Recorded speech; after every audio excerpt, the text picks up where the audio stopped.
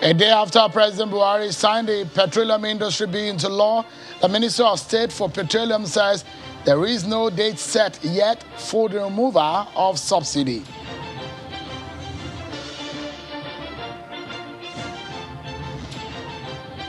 And Governor of Katsina State, Aminu Masari, tells his people to defend themselves in the face of bandit attacks and not just give in to their intimidation easily.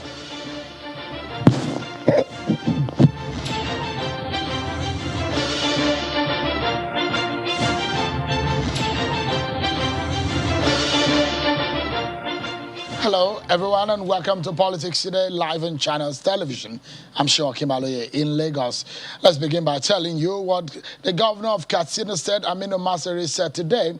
He's called on the residents in Jibia, local government area of Katsina State, to take measures in order to protect themselves and their communities against bandits. He made a call today when he personally paid condolence visits to the families of the victims involved in the recent accident involving one of the customs vehicles, which he said has claimed over 10 lives. Life is becoming more and more unbearable for the people, and above all, with the activities of custom and the activities of bandits.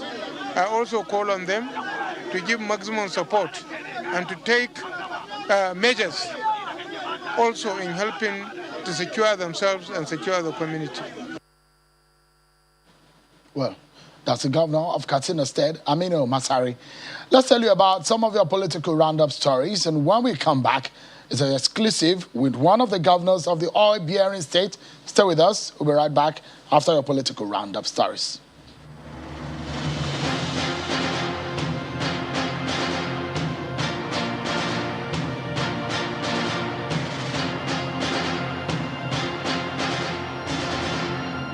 Former heads of state, governors and other dignitaries are seizing the opportunity of the 80th birthday of General Ibrahim Babangida to commend him for his leadership in the country. Speaking at the first lecture in an annual series, they were unanimous in celebrating the former military president for his patriotism and zeal for Nigeria. I salute the young soldier who stepped up in his early youth to defend his nation in the army. He rose through the ranks and ended up being the general and the commander-in-chief of the armed forces. Prayers have been held for the former Deputy Senate President Ibrahim Mantu at the Sheikh Khalid Mosque, Abuja, as family members, friends and associates attend the session. Among eminent personalities who attended the prayers are former Speaker of the House of Representatives, Dimeji Bankole, former Governor of Kano State, Rabiu Kwakunso. Meanwhile, President Muhammadu Buhari has sent his condolences to the family of the former Deputy Senate President.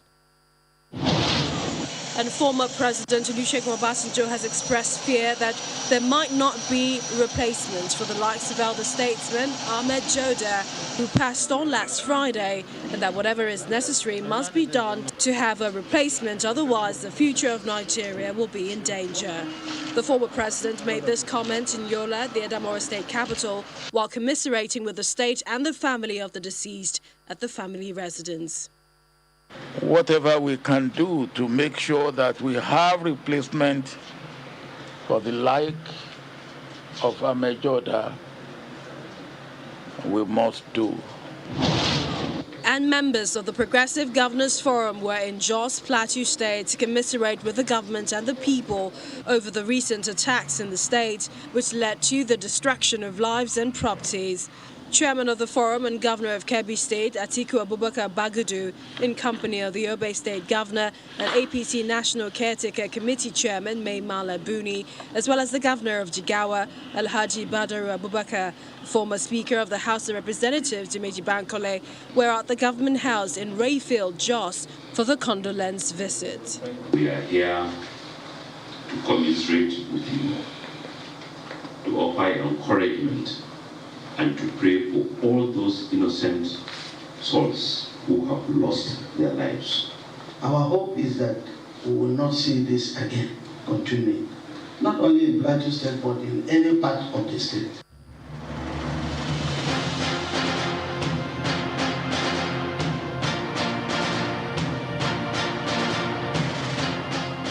right there. Let's tell you that the 36 states of the Federation have filed a suit at a separate court against the federal government on the status of the recovered funds and failure to remit same to the Federation account. The Attorney General is listed as plaintiff in the suit in the 36 states, insisted the action against the Office of the Attorney General and the Ministry of Justice, seeking a declaration that by the provisions of Section 162, subsections 1 and 10 of the Nigerian Constitution as amended, all income returns, proceeds, or receipts derived from confiscated, forfeited, and all recovered assets constitutes revenue which must be remitted to the Federation account for the collective benefit of all tiers of government. Amongst other things, the plaintiffs are also seeking a declaration that the failure and or refusal of President Muhammadu Buhari, the Minister of Finance, the Office of the AGF, and the Attorney General of the Federation, and all relevant authorities and or agencies to remit proceeds derived from all recovered assets to the Federation account to be distributed in accordance with the provisions of the Constitution is unconstitutional. Meanwhile, the Attorney General's office has responded to the lawsuit against his office and the federal government. In a statement released today, the Attorney General says international recoveries are governed by conflict of laws, principles, and not local legislation in view of multiple sovereignties involved.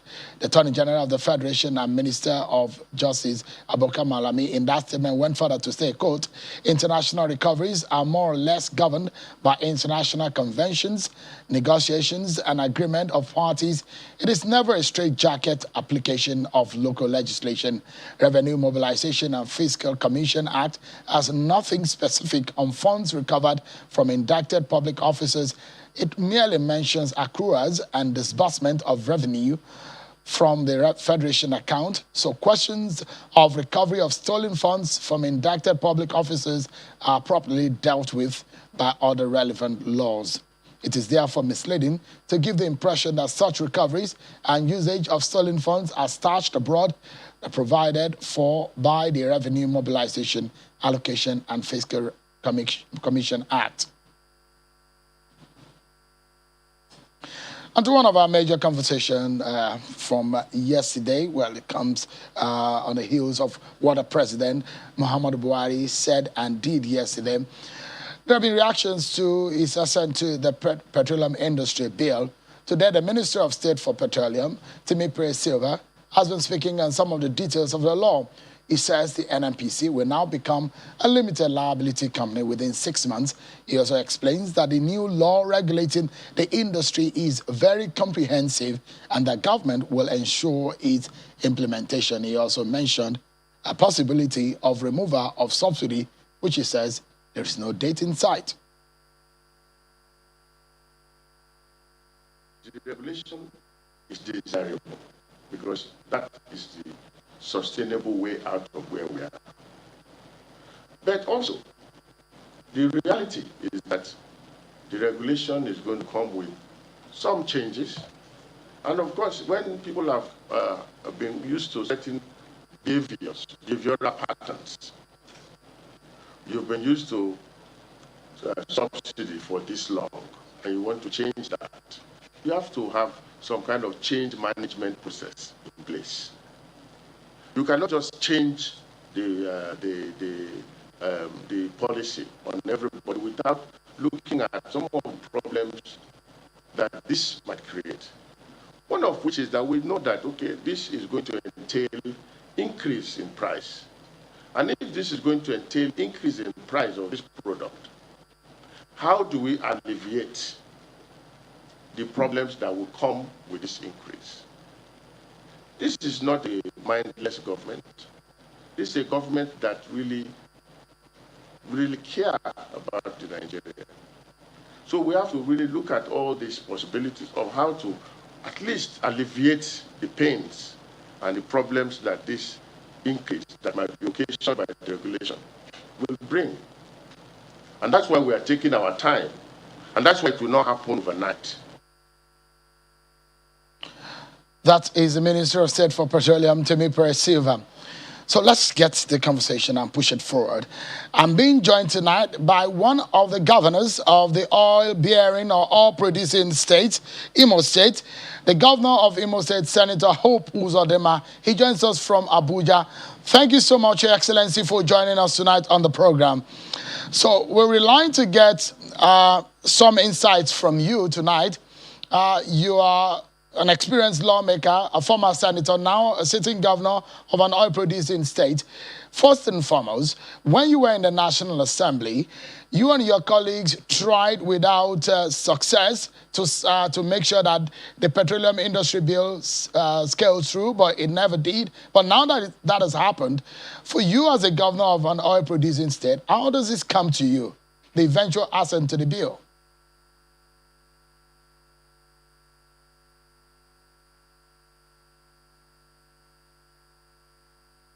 Well, thank you, Cheung. And I must say that the enactment and the signing into law of the Petroleum Industry Bill by Mr. President is a very welcome development for which we must congratulate Mr. President for this robust achievement.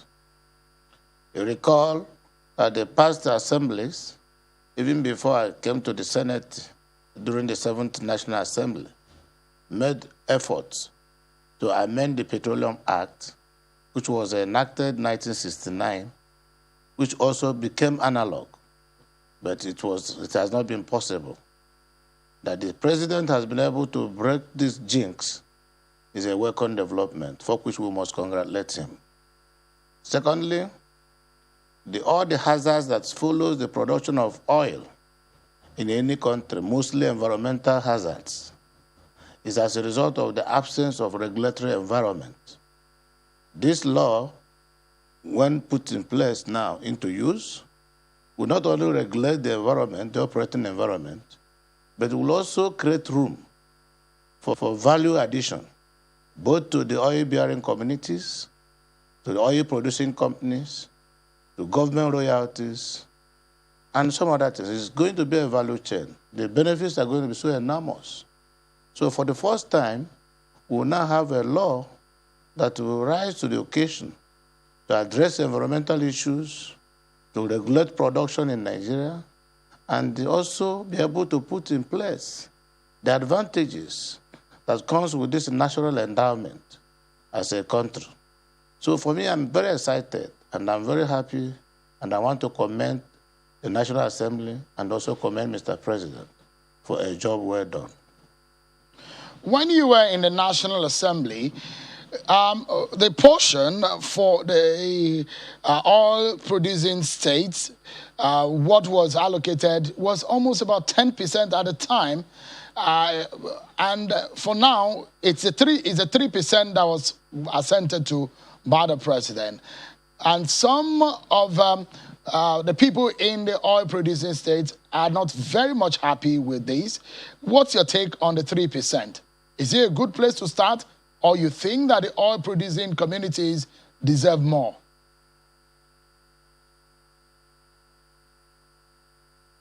That all over the world, corporate organizations have a responsibility to embark on social corporate responsibilities.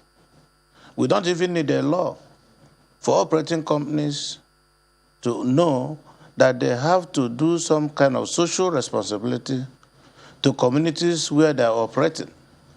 We don't need a law for operating companies to understand that if the villagers or the host communities are not happy, that it will not allow for easy operation of their various activities. So, but I am saying, since the law is already in place, I think it will only serve as a guide. A company's ability to function or allocate whatever quantity of money for social development of the areas they operate depends on return on investment. If the business is doing well, of course, the communities will benefit better. If their businesses are not doing well, of course, they may not have anything to offer. You can make a law for 10%, for 20%, but when there is no business in those areas by those companies, they will not have that 10 or 20% to give. So my take on this is that we need a leveling environment for these companies to operate.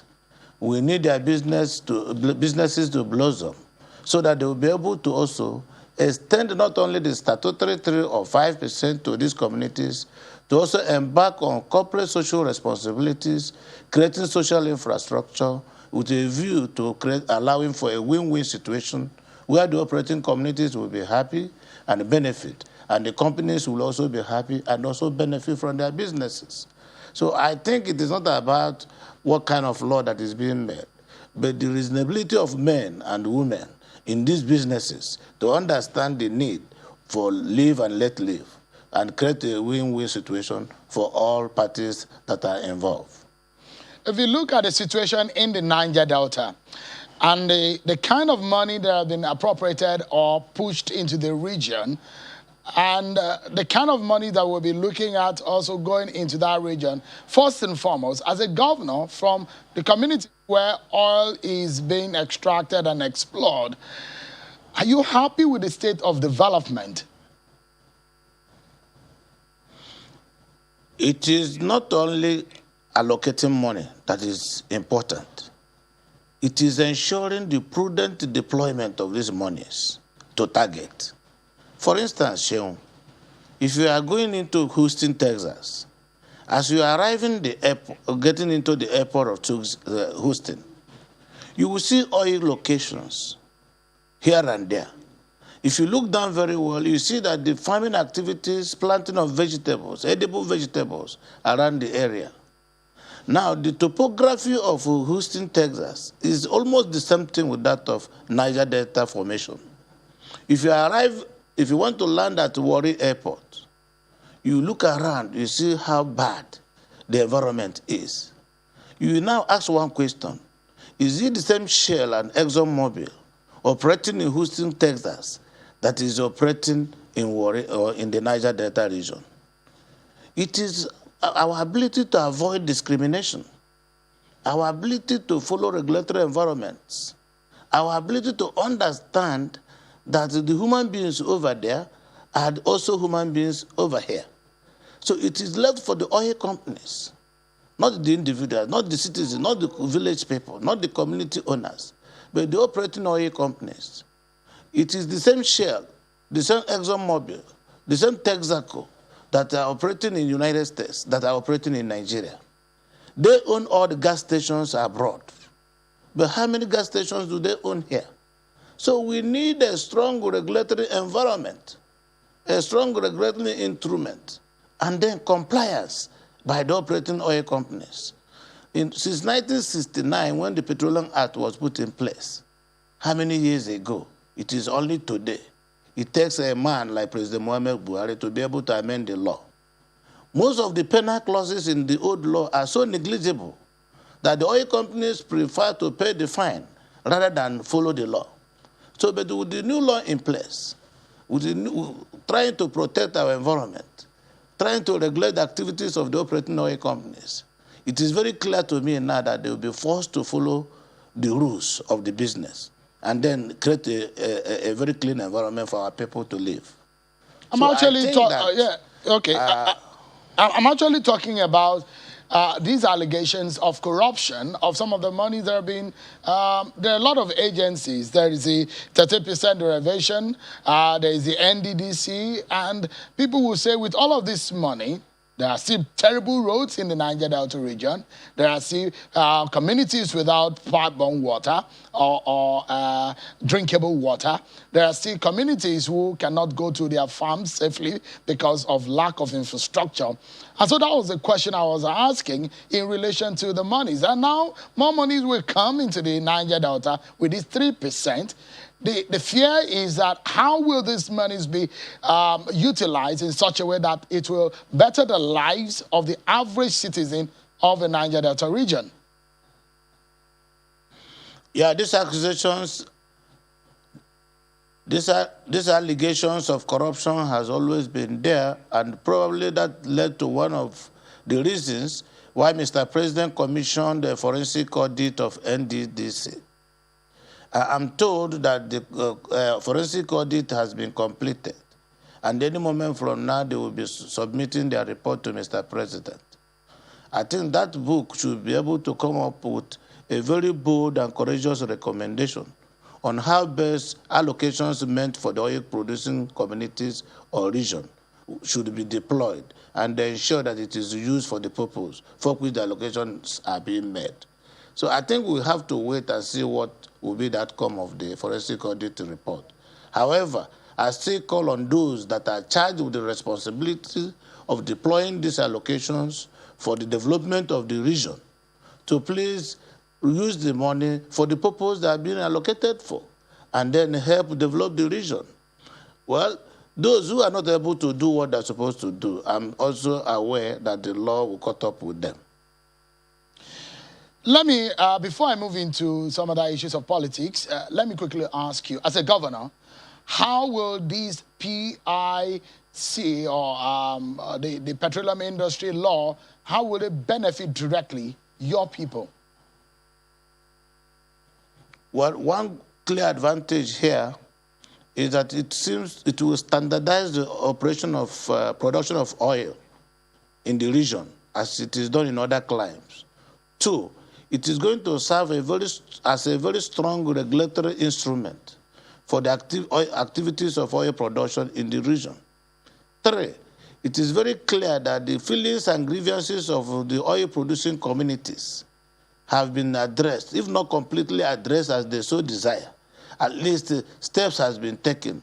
As we make progress, the law are going to be subjected to further amendments. So even if it didn't get 10 or 5% today, by future amendments, we may be able to get to what they want to get.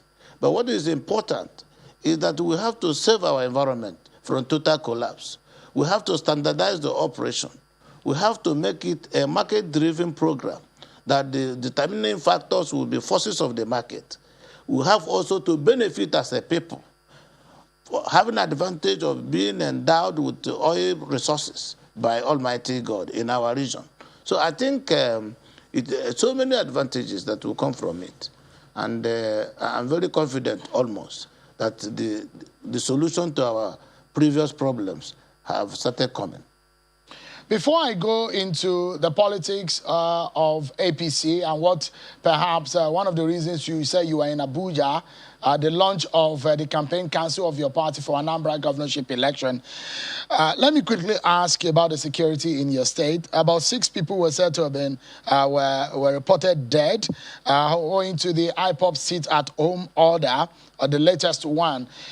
How are you handling these as a governor when non-state actors give this kind of orders? Well, while I don't want to confirm that 6 people died, I know that yesterday, Monday, normal business activities were carried on in Imo State. People went about their businesses and workers went to work. And government also did what they're supposed to do. Their routine services were also provided. That is one. 2, the security situation in Imo is going down. If you take a critical look at the situation today and what it was a few months back, you will agree with me that a lot of work has been put into it, and the situation is under control for now, relatively under control. Secondly, recall that there was a prison break in Imo State where over 1,824 inmates were let loose. Most of them are now in various communities or various locations in Imo State. Still, some of them were repentant enough to come back, while some also went back to their normal businesses for which they were sent to the prisons. It is my hope, with what we are doing now, that we'll be able to get back these people who couldn't repent and send them back to where they broke out from. So it is not going to be overnight.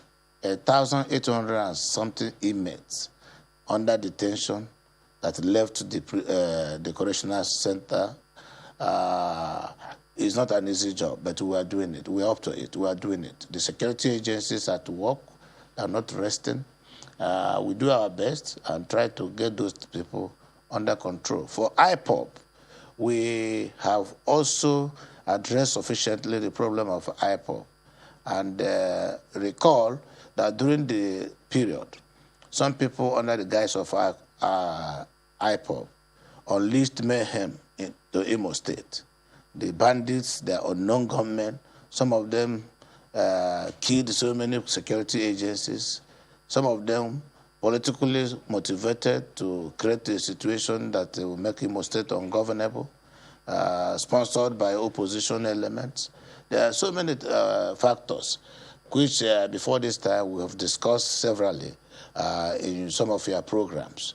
But by the grace of God, and with the hard work the security agencies are doing now, I think Imo State is now calm.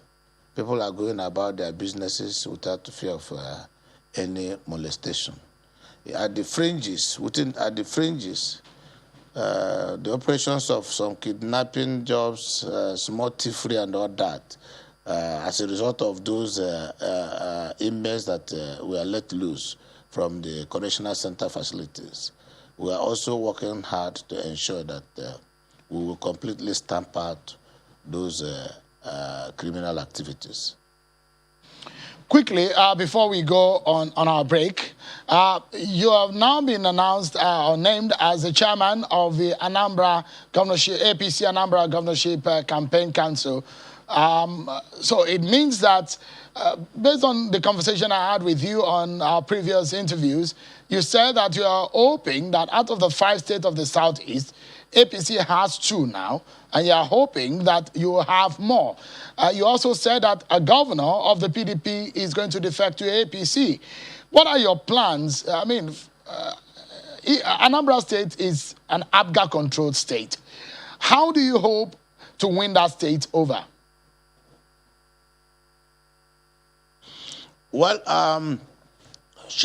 nothing in life that is permanent apart from change. I've been given this mandate to go and serve the people. I'm not going to war. I'm only taking a message to our people, the Anambra people.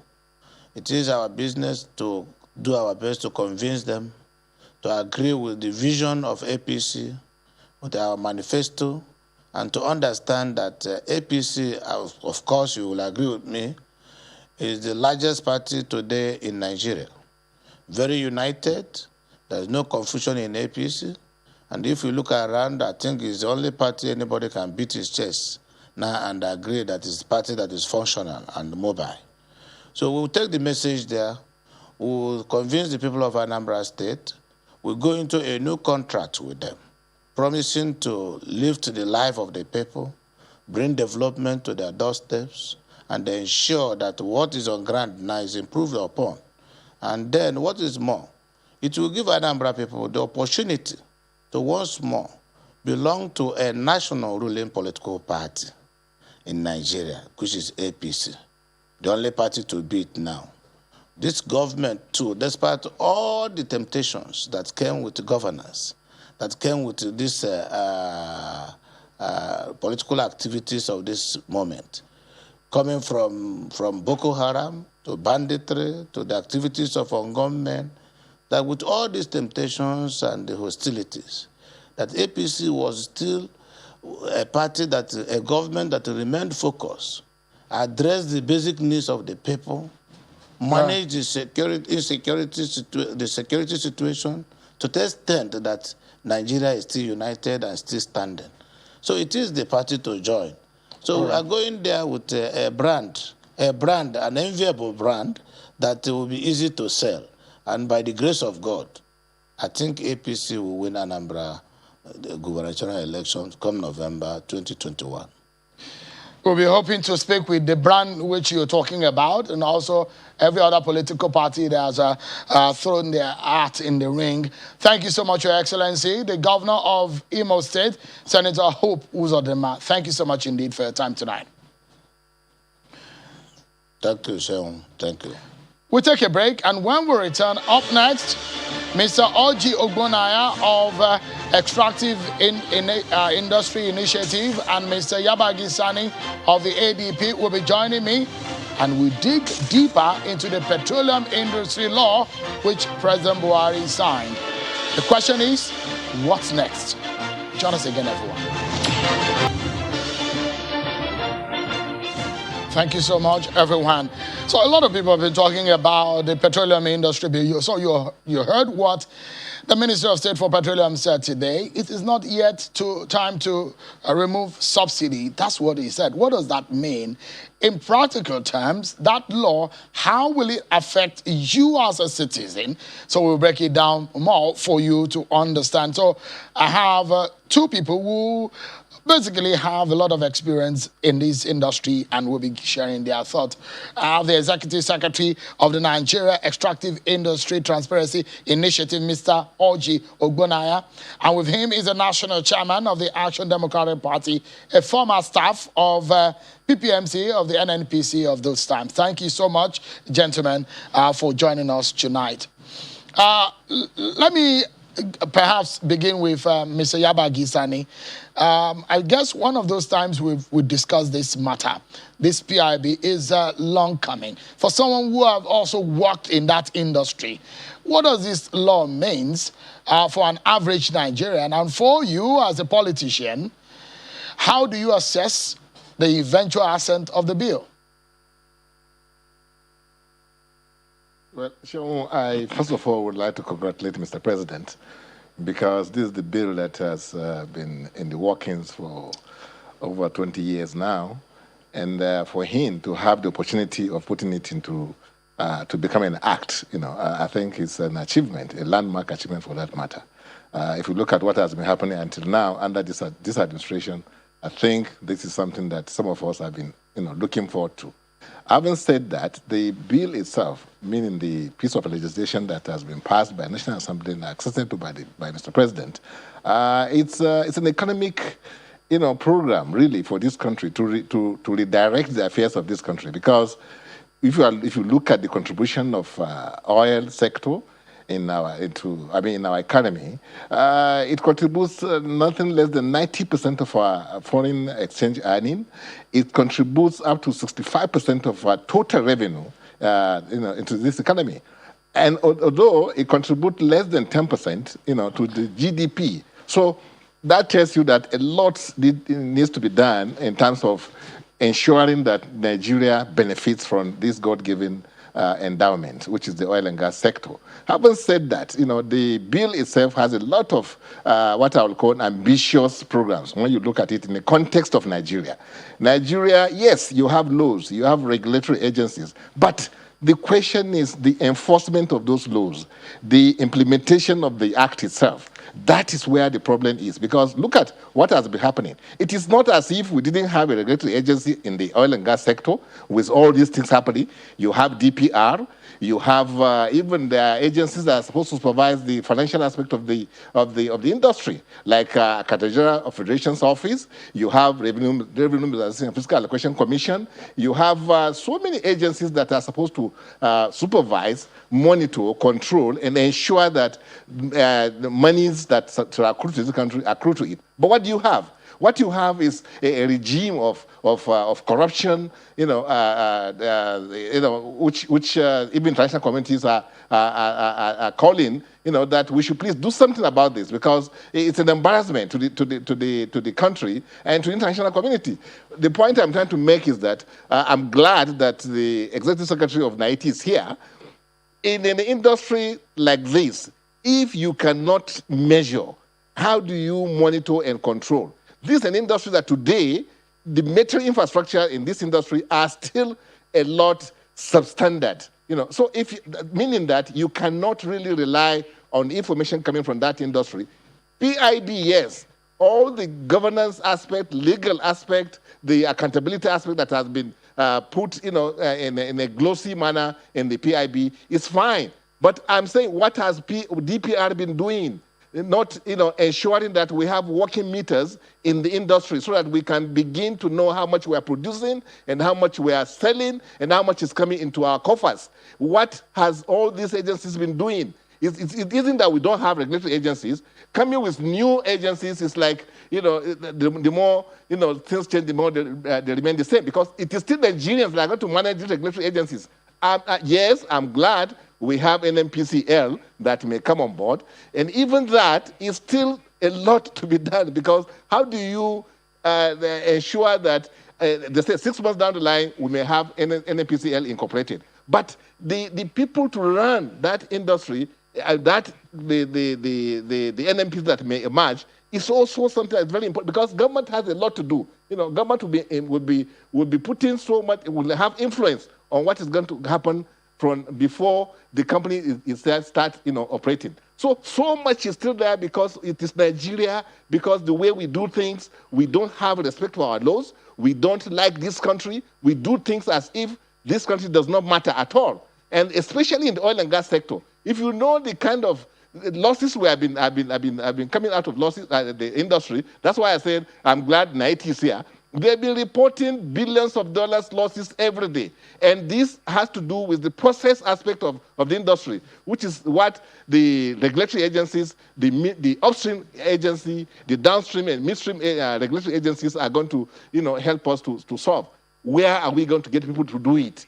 It's still Nigerians. The people you have in DPR will very soon transform to maybe upstream or downstream regulatory agencies. They are the same Nigerians. We are still going to lose the billions we are going to lose, because nothing has been done. The government has not come, in a way that will convince you that if somebody steals money, he will be punished. And if that doesn't happen, Nigerians will continue to loot, this economy, and then we will end up with banditry. We will end up with people that the young people that are coming out of universities without jobs. We will end up with people stealing our oil, colluding with our people, giving them pittance, like this national oil company to talk about. They take advantage of the loopholes we have there. So PIB is a good legislation. Implementation is the problem. Until the government wakes up and begin to do what governments all over the world do, we will still be where we are. In fact, maybe we'll be worse off, because I could listen to what the governor of Imo State was saying, that, we are there now, everything is okay. Everything is not okay, please. It is the Nigerians that are going to run that PIB. And that is where the problem lies. All right. So, those problems are emerging one after the other. And it's good that you mentioned the issue of what 90. And the reason why we invited Dr. Ojo Oji tonight, give us a sense, because as of 2019.org, 90 was reporting that over $2 billion is being lost to oil theft. Would there be a game change with this new law? Well, thank you very much, Sean, for having me. And I would like also to join all other speakers that have given compliments to the president for bringing this very long journey to a very successful end.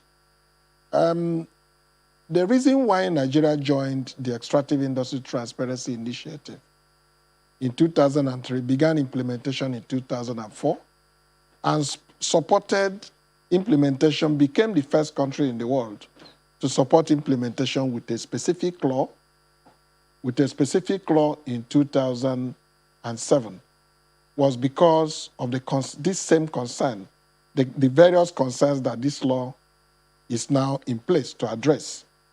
The issue of stealing of our crude, the issue of poor accountability of revenue generated from oil, gas, and mining, the issue of inadequate account of crude production, the issue of governance, the fiscal regime that governs the sector, who gets what and how. Like other previous speakers have said, 90's report in 1999 to 2004 was the first report ever in the sector, independent report in the sector, that discovered, that threw up this advocacy that there was no law governing the sector except the Petroleum Act of 1969. And as between 2004 till date, the struggle to get this bill passed into law has been on. It has passed through all the regimes before President Muhammad Buhari came to pass. So when you give credit to the president, please, he should be allowed to take that credit.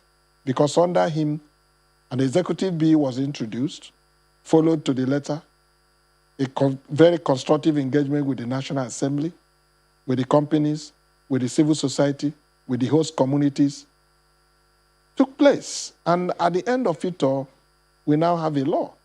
To answer your question specifically, every report 90 has highlighted has bordered on the lapses in the processes and that underpin transactions in the sector. Has also gone, built around the inadequacy of the financial regime that govern the sector. Has also been on the response that we get from the government, from the companies, from the civil society that ought to collaborate in fashioning out a proper governance structure for the sector.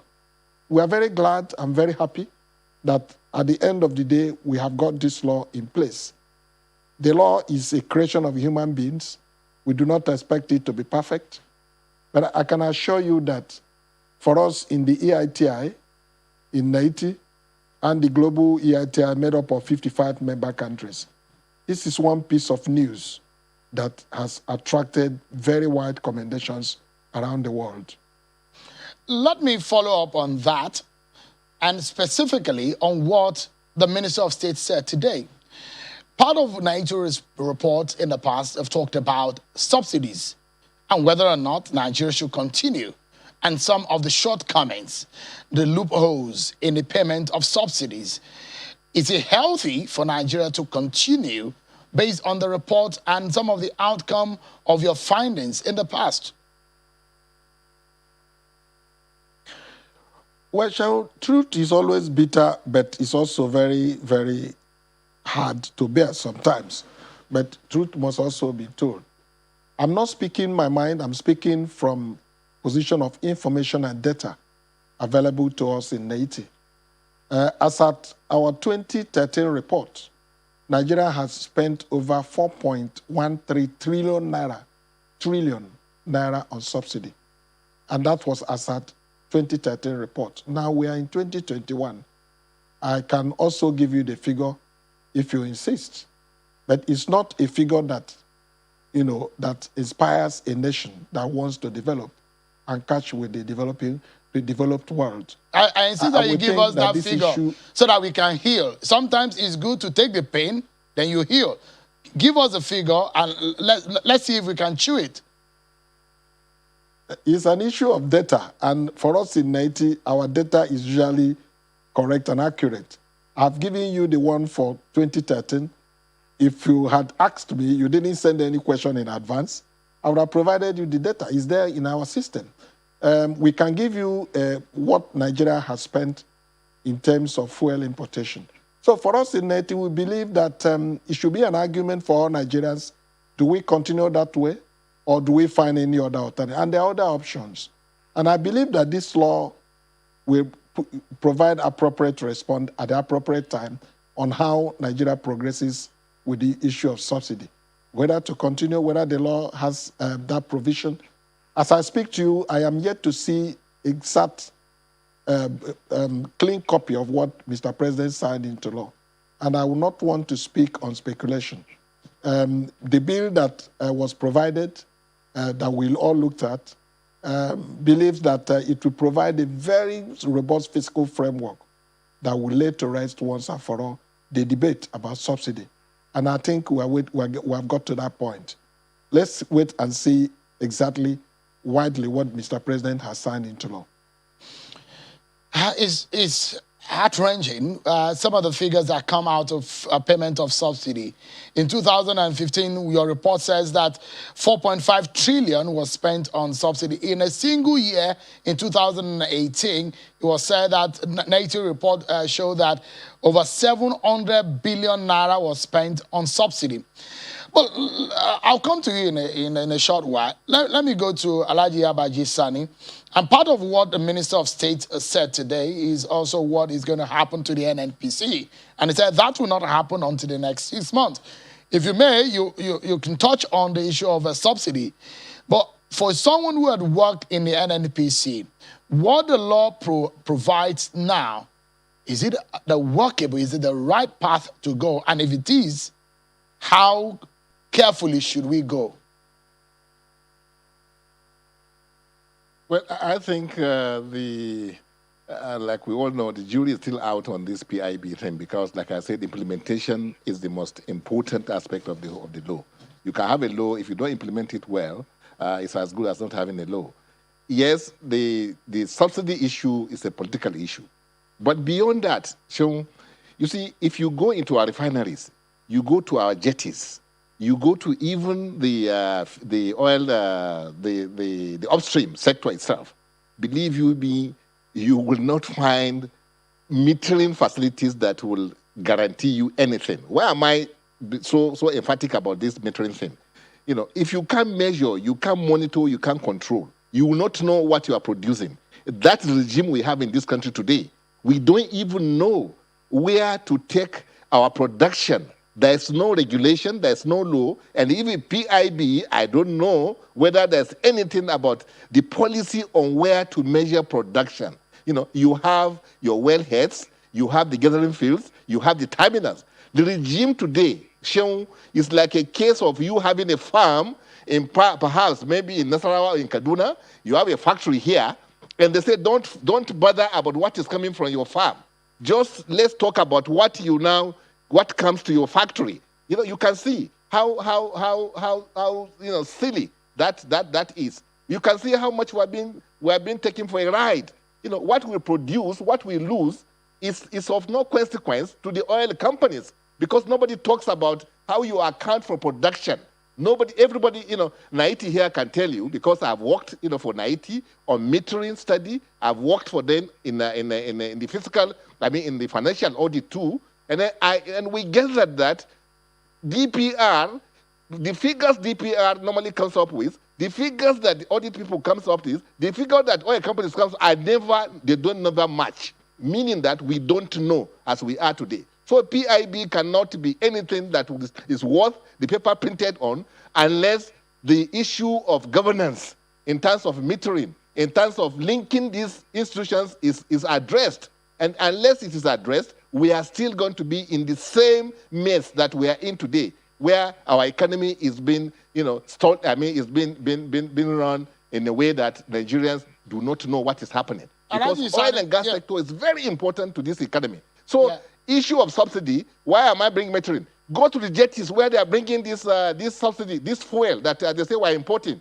You know, there are no meters at the jetties. So how do we even know when they say they've spent trillions of naira on who gives you the data? Who even monitors, you know, the ships that they're bringing? Who knows whether you bring an empty ship and then go around and then submit a bill and then invoice and you are paid because you don't have meters at the jetties? It's as good as that. And the other issue is this. This PIB, care is not taken, will even violate the principle of civil service, which says that no agency of the government can start a transaction and end it without another agency coming to it. What I saw in that PIB before it was submitted to Mr. President is against that principle because it is a PIB that has ousted other agencies that are supposed to play the role of accountability. I know of an agency under Federal Ministry of Trade and Investment, Western Measures, which today PIB attempted to use up their functions so that nobody is going to know what is. And then one of the fundamental objectives of PIB is accountability and transparency. How do you get accountability and transparency if you put everything in charge, you know, of one agency of the government? They are the ones producing. They are the ones, you know, checking. They are the ones exporting. They don't want any agency to come and know what is happening in the industry. Yeah, I want to So the issue of subsidy that government said politically that they are not going to address, they should technically address the issue of how we account for what is coming into this country as subsidy. You know, we shouldn't be taking for let me get you, because you know, I'm going to ask Dr. Oji the same question, but quickly tell me, in 6 months, the minister has said that NNPC will become a limited liability company. How does that sound to you? Is that my question? Yes, I wanted you to answer it quickly before I allow Dr. Oji to respond quickly also to the same question. What it means is that Nigerians will have opportunity of buying equity shares in NNPCL that may come on board. But the issue is who is going to run the company that will eventually emerge. And then, because if we are going to be running those entities of where government has, stake, the way we are running some of the agencies we have today, believe me, it will be back to square one. And it will be unfortunate that we lose this opportunity of ensuring that we get our economy right. Because oil and gas, as far as the economy of Nigeria is concerned today, is very important. So NNPCL is a step in the right direction. All right. Great. Well, So let me allow Dr. Oji, because let Dr. me Oji, so I want the context at which I want you to tackle this, because your organization talks about transparency, accountability. You've always been asking for this. Well, NNPC going as a limited liability company give us that? Well, thank you very much, Shehu. And let me quickly, with due respect, correct some impressions that my colleague Alhaji Sani has. Alhaji Sani, at some point, had actually been part of our process before he joined politics. Before, at that time, he worked with us on metering. But to be honest with you, before even this PIB, a lot of water has passed under the bridge in terms of reforms in the extractive industry. As I speak to you, the DPR has a very robust mechanism for metering technology.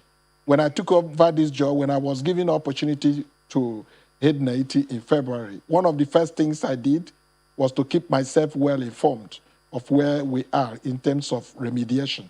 What I call remediation is trying to implement findings and recommendations contained in NAITI audit report. I am aware that we had a joint committee on that with the NNPC, and I knew exactly where we stopped. But for the DPR, I went to Lagos to find out where we are on the issue of metering. And Shehu, this is verifiable. DPR has done a lot in terms of metering infrastructure. They have a data center that is world-class. I went there, I saw it, and I was among those who raised the earlier alarm. But after visiting the center, which was commissioned by the president, I think it was a virtual commissioning ceremony he did. It's new. It's not yet known to many Nigerians. A lot of water has passed under the bridge in that area. In terms of other reforms, there have been a lot of massive reforms in the sector. And that's why this law is so timely, because it's going to provide very robust legal framework for some of these reforms to stand. To answer your question specifically, it has also been NAITI's report. NAITI's report was the one that threw up the idea that Nigeria as a country needs a petroleum industry law. That's when the job started. And this law is as old as NAITI, because it began in 2004. So we're happy it has ended this way, and we're glad that we're part of it from the beginning. So the law is so clear on fiscal framework, how the funding arrangements in the sector will be governed. It's clear. It provides governance procedure. It provides the processes. So most of the concerns that Alhaji Sani has are well addressed by the law. But you know the difference between developed and developing nation is the implementation of the law, like he has said. So I share his concern. But that's where NAITI and other agencies, the civil society, the companies themselves, and government, we are going to work together. Because this law is about improving the sector, and not just improving the sector, allow inflow of investment that will create jobs, grow the economy, provide jobs, and grow our revenue, improve government take, and provide enabling environment for companies to operate. Because without the companies, there will be no industry. So it's a moving situation. For the NNPC, it was our law that said NNPC should be unbundled. What we meant by unbundling NNPC, we felt that NNPC had more than it could chew. It was into everything. But this law was specific. NNPC will be incorporated as a limited liability company. Now, the model I have in mind, and we in NAITI look at, is the model that we have in NLNG, Nigeria Liquefied Natural Gas. NLNG has been run in that company as a very good company. And we are very well aware that NLNG has done well.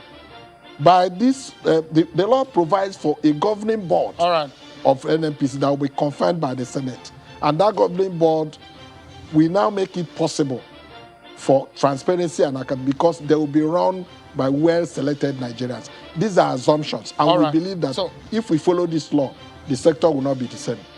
I must sincerely thank both of you. Dr. Orji Ogbonaya Orji, the Executive Secretary of NAITI, and the National Chairman of the ADP, Alhaji Yabaji Sani. Thank you so much, gentlemen. It's been a robust and very interesting conversation tonight. I appreciate it. Well, that's our show for today. Many thanks, everyone, for watching. I'm Shio Kimale. Bye for now.